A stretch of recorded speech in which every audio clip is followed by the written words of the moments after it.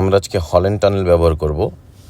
New জার্সির সাথে 2টা টানেল আর একটা ব্রিজ সংযুক্ত, Holland tunnel, Lincoln tunnel and George Washington bridge.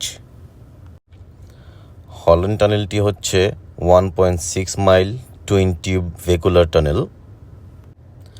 এই টানেলটি হাডসন রিভারের নিচে দিয়ে।